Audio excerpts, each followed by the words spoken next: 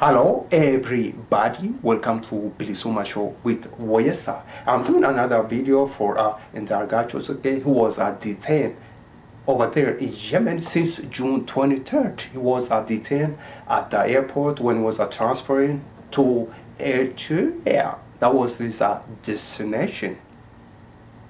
Yeah, Ethiopia. You like Ethiopia?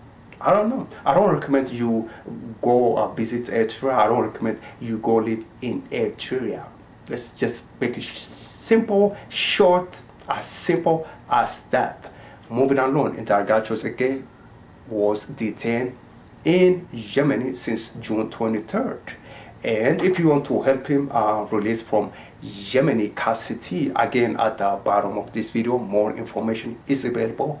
You could help him.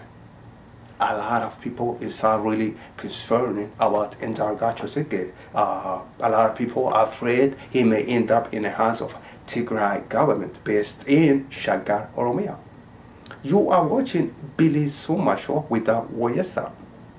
Do you have an American passport or Canadian or Norwegian or British? Like Andargachew Tsege was using British passport. And I don't think that is helping him.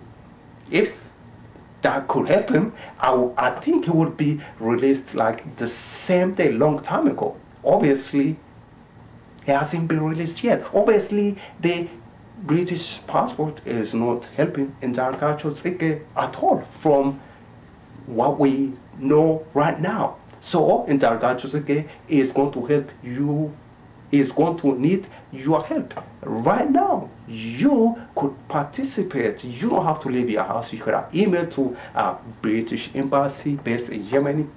You could email to Yemeni government.